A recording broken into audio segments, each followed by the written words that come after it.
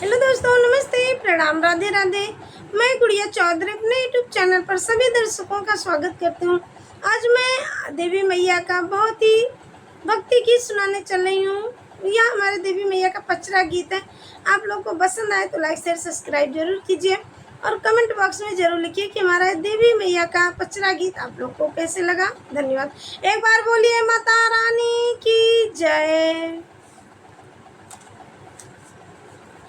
चैतन्य के लागे कुआरन के लागे, चैतन्य के लागे कुआरन के लागे, आवनवा हो मई के बड़ा निक लागे, आवनवा हो मई के बड़ा निक लागे।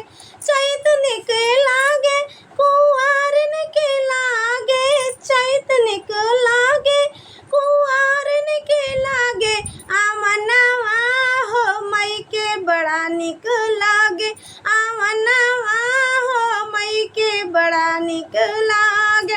विद्या निक लागे होटिकवा निक लागे, विद्या निक लागे होटिकवा निक लागे, सेनुरवा हो मई के बड़ा निक लागे, सेनुरवा हो मई के बड़ा निक लागे, आवनवा हो मई के बड़ा निक लागे, आवनवा हो मई के बड़ा निक लागे।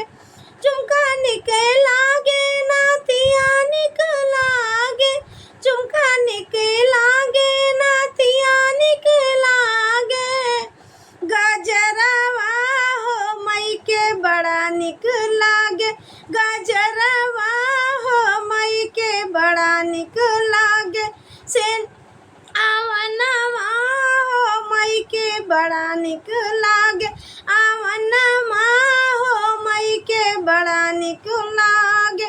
चैतन्य के लागे कुआरन के लागे, चैतन्य के लागे कुआरन के लागे, आवनवा हो मई के बड़ा निक लागे, आवनवा हो मई के बड़ा निक लागे।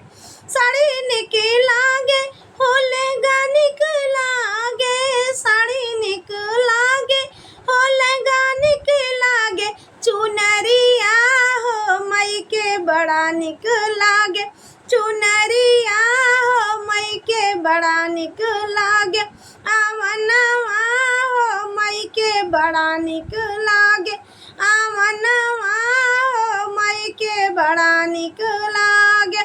चूड़िया निक लागे कंगना निक लागे, चूड़िया निक लागे कंगना निक लागे, मेहंदिया हो मई के बड़ा निक लागे, मेहंदिया हो मई के बड़ा निक लागे, आवनवा हो मई के बड़ा निक लागे, आवनवा हो मई के बड़ा निक लागे। ढोलक निक लागे माजीरा निक लागे, ढोलक निक लागे माजीरा निक लागे, पचरवा हो मई के बड़ा निक लागे, पचरवा हो मई के बड़ा निक लागे। चैतन्य के लागे कुआरन के लागे, चैतन्य के लागे कुआरन के लागे, आवनवा हो मई के बड़ा निक लागे, आवनवा हो मई के बड़ा निक लागे, आवनवा हो मई के बड़ा निक लागे। हमारा ये पचरा गीत आप लोग को कैसे लगा कमेंट बॉक्स में जरूर बताना। धन्यवाद।